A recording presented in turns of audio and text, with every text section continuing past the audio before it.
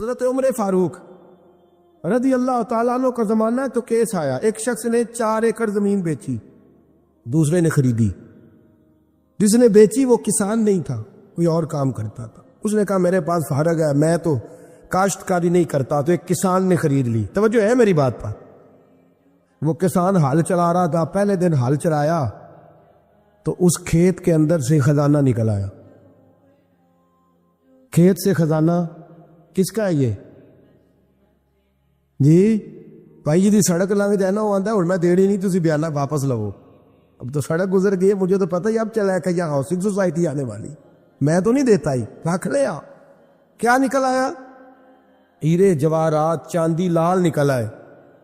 اب اٹھا کے نا وہ شخص نکلا ہے وہ رکھ لیتا، سنبھال لیتا، کیا ضرورت تھی؟ ویسے بھی لوگ تو پیسے بتاتے ہی نہیں کتنے۔ اٹھا کے نا وہ خزانہ تو جس نے بیچے تھے اس کے گھر چلا گیا، کہنے لگا میں نے زمین خریدی تھی، خزانہ نہیں خریدا تھا، تیرا ہے، تو لے لے، تیرا ہے، رکھ لے۔ وہ بھی صحابی رسول ہے، میرے نبی نے دنیا کی محبت کھینچ ڈالی ہے دلوں سے۔ وہ کیا کہنے لگے؟ کہنے لگے میں نے تو 4 ایکڑ سے بڑی مشکل جان چھڑائی ہے، تو اب پھر دولت لے کے آ گیا ہے۔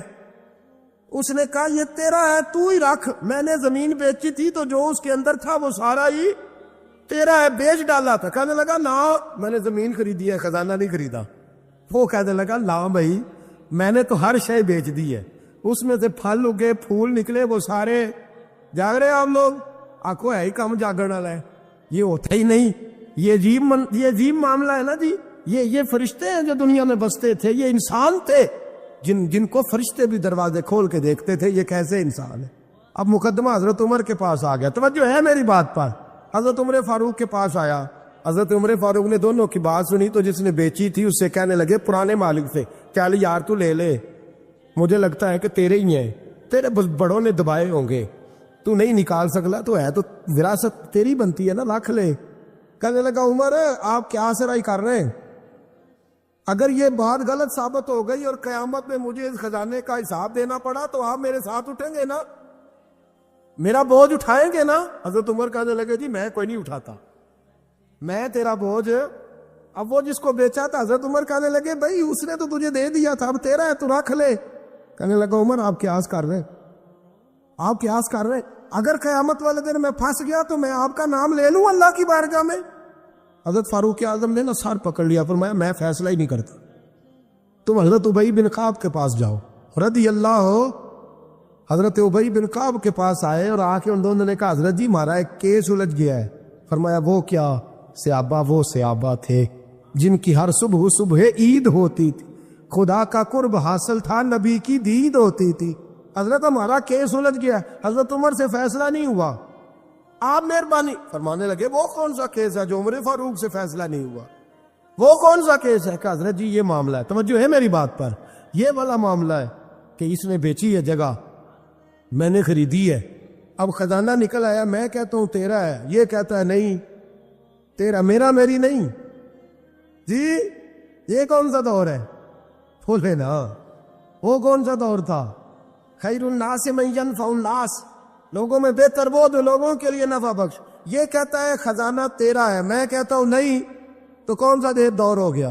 تیرا تیری کا۔ حضرت سیدنا ابی بن کعب رضی اللہ تعالیٰ عنہ نے سر جھکا لیا، کہنے لگے میں فیصلہ کیا کروں، میں بہت بڑا قاضی ہوں پر یہاں میں بھی الجھ گیا ہوں، اب فیصلہ سنو، خوبصورت فیصلہ۔ حضرت ابی بن کعب اس سے پوچھتے ہیں بیچنے والے سے تیرے بچے کتنے؟ کہنے لگا جوان بیٹا ہے۔ خریدنے والے سے کہتے ہیں تیرے کتنے بچے ہیں؟ اس نے کہا جوان بیٹی ہے۔ کہنے لگا میں ان دونوں کا نکاح کر کے سارا سامان انہیں جہیز میں دے دیتا ہوں، ان کا نکاح کر کے سارا کچھ انہیں جہیز میں دے دیتا ہوں، تیرے گھر بھی آ جائے گا، تیرے گھر بھی۔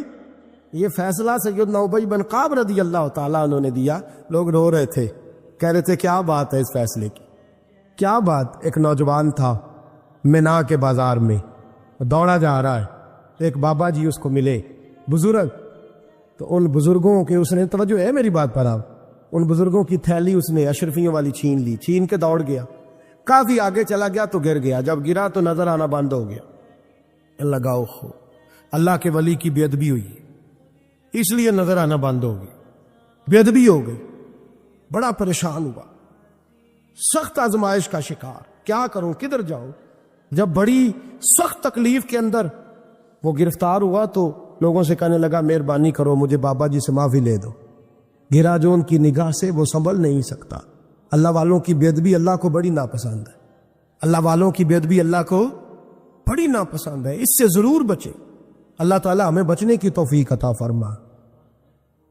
پکڑ کے بابا جی کے پاس لائے. بابا جی معاف کر دیں، آپ کی وجہ سے آنکھیں چلیں گی. بابا جی کہنے لگے نہیں میں نے تو بد دعا دی نہیں. تو وہ کیسے؟ کہنے لگے میرے ساتھ جب کوئی مسلمان زیادتی کرتا ہے تو میں فوراً ہی معاف کر دیتا. کہا جی میرے لیے دعا کر دیں. دعا کی، بابا جی کی آنکھیں ٹھیک. بابا جی نے دعا کی، نوجوان کی آنکھیں صحیح ہو گئی. لوگ چلے گئے تو وہ نوجوان قریب بیٹھ گیا. کہنے لگا بزرگوں آپ نے جو کہا میں نے مان لیا، پر ایک بات میری سمجھ میں نہیں آئی. کہا وہ کیا؟ کہا آپ کہتے ہیں میرے ساتھ کوئی مسلمان بھی زیادتی کرتا میں فوراً معاف کر دیتا ہوں. فوراً تو معافی دی جاتی نہیں، دی جا سکتی نہیں. تھوڑی دیر تو بندے کے دل کو تکلیف رہتی ہے. آپ نے جو نہیں نا، بعد لوگ بریکی میں جاتے ہیں نا بہت سارے. کہا جناب بندے کے دل میں تھوڑی دیر تو تکلیف، ایک کوئی لڑائی ہو جائے تو کہتے ہیں ابھی نہیں میں نے جانا، ذرا بات ٹھنڈی ہو جائے گی تو پھر ابھی تو بڑی چوٹیں لگی ہیں، بڑا مسئلہ بنا ہے. یہ شعوری طور پہ لوگ ایسا کرتے ہیں. کہا فوراً کیسے آپ نے معاف کر دیا؟ کہا فوراً کیسے معاف کر دیا؟ تو بابا جی کہنے لگے مجھے اپنے نبی سے پیار ہی بڑا ہے صلی اللہ علیہ. ہم عشق کے بندے ہیں، کیوں بات بڑھائی ہے؟ محبت بڑی ہے رسول رحمت سے. پر میں کیا بات ہے؟ بابا جی کہنے لگے میں نے حضور کی ایک حدیث پڑھ لی ہے، اب جو مسلمان بھی زیادتی کرتا ہے میں فوراً معاف کر دیتا ہوں. کہا وہ کیا حدیث؟ سنے میرے دوستو. اور بزرگوں کی سوچ دیکھیں کہاں تک جاتی ہے. اور بزرگ کہنے لگے اللہ کے رسول صلی اللہ علیہ وسلم نے فرمایا ہے کہ جب تک میرے سارے امتی جنت میں نہیں جائیں گے میں بھی نہیں جاؤں گا. جب تک سارے نہیں جائیں گے میں بھی. تو بابا جی کہنے لگے دیکھنا تیرا میرا جھگڑا ہے، اگر یہ جھگڑا حضور کے پاس جائے گا، اللہ کی بارگاہ میں جائے گا، پھر اس کا فیصلہ ہوگا، پھر یہ مقدمہ لڑے گا، پھر یہ کیس چلے گا، جب فیصلہ ہوگا تب تک میرے رسول پاک جنت میں نہیں جائیں گے، بیٹھے رہیں گے. تو میں اپنے نبی کو تکلیف تو نہیں نہ دے سکتا، میں اپنے رسول کو بٹھائے رکھنے کی آزمائش تو نہیں نہ دے سکتا. لہذا جو مسلمان بھی زیادتی کرتے میں فوراً ہی معاف کر دیتا ہوں تاکہ میرے محبوب کو کوئی تکلیف. میں تیرے اور اپنے بارے میں سوچ نہیں رکھتا، میری سوچ تو ہر وقت ذات رسالت پہ لگی رہتی ہے. میرا ذہن تو ہر وقت میرے محبوب کی طرف لگا رہتا ہے. ہر وقت میں حضور کے بارے میں ہی سوچتا رہتا ہوں. ملی سوچ اپنائیں، قومی سوچ اپنائیں. زندگی میں وہ والے کام کریں جس سے قوم کو نفع حاصل ہو، ملت کا جس میں فائدہ ہو. کچھ ایسا کر جائے زندگی میں جس سے لوگ نفع اٹھاتے رہے. محمود غزنوی گزر رہا تھا، ایک بابا جی بڑھاپے میں ہاتھ کانپ رہے ہیں تو ایک پودا لگا رہے تھے. تو محمود غزنوی کو بڑا پسند آیا. کہا بابے کو میرے پاس تو بلاؤ. بلایا تو کہا بابا تیری عمر اب ہاتھ کانپتے ہیں، سر کانپتا ہے، راشا تاری ہے، تو نہ پھل کھا سکے گا نہ چھاؤں میں بیٹھ سکے گا. تو بابا جی آپ یہ کیوں کر رہے ہیں؟ بابا جی کہنے لگے چلو میں نہیں پھل کھاؤں گا، میرے پوتے تو کھائیں گے نا. بچے محمود کو بات بڑی پسند آئی.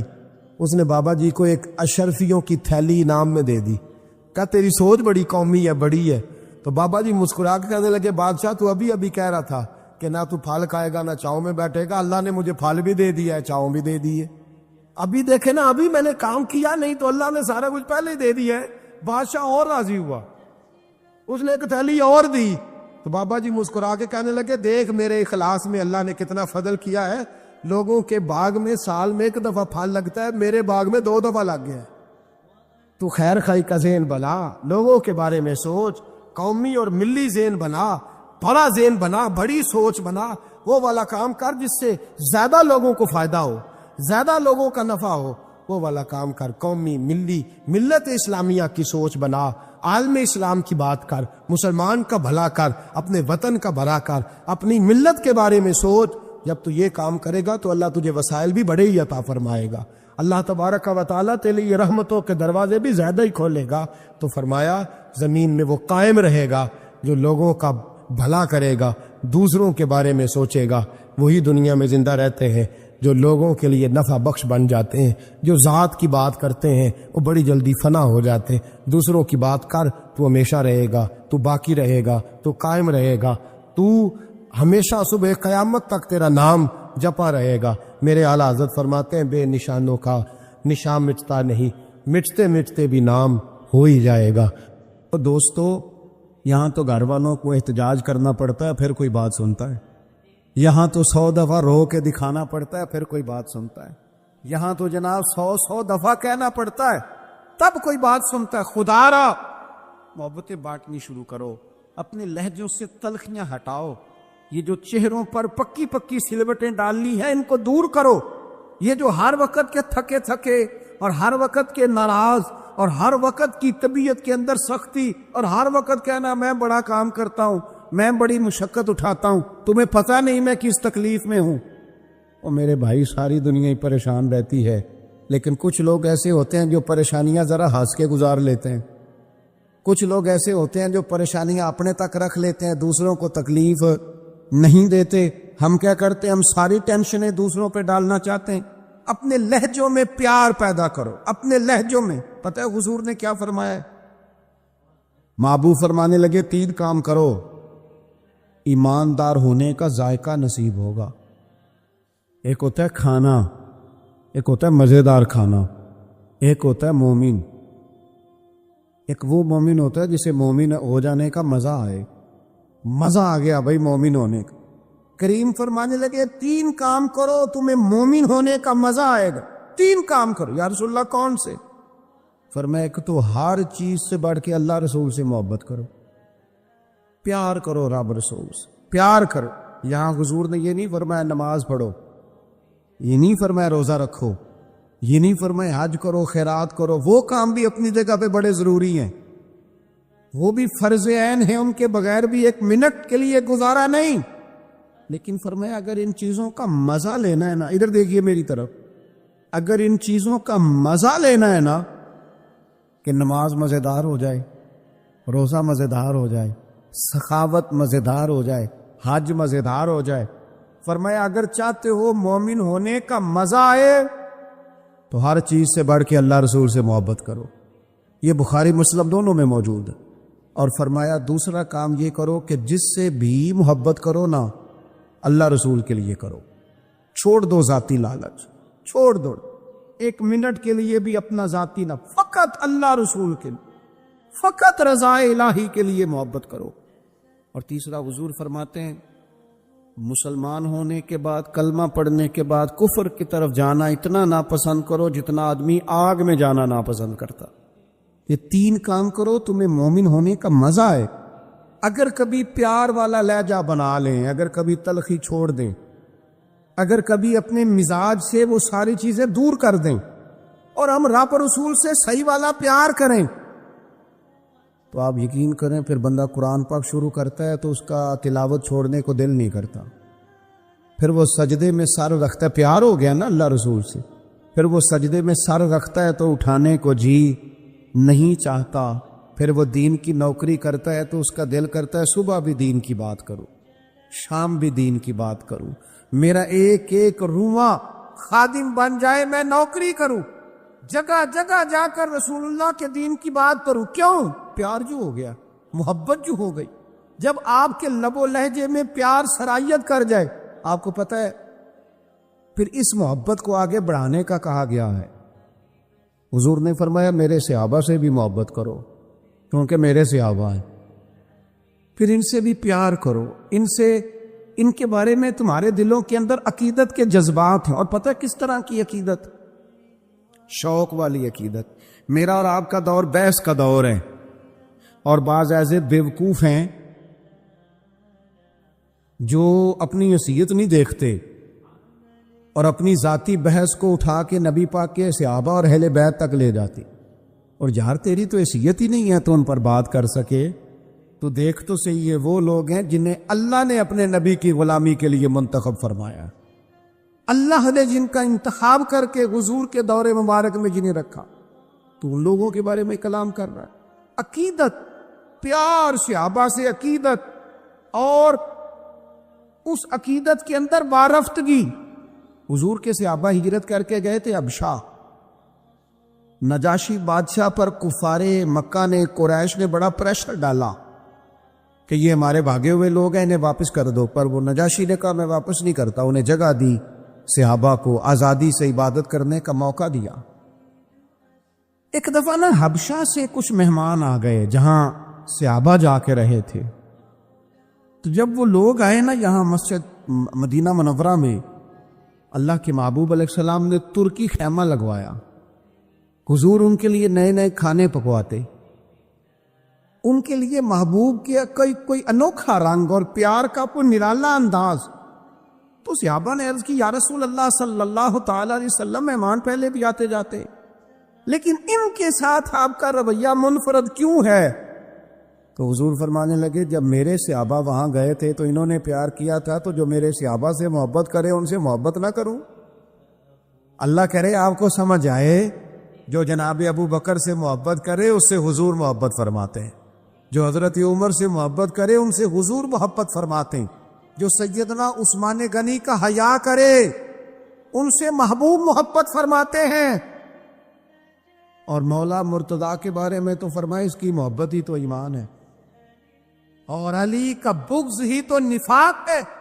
محبت، پیار، وارفتگی، شوق، ان لوگوں کے بارے میں اپنے دلوں کے اندر جذبات.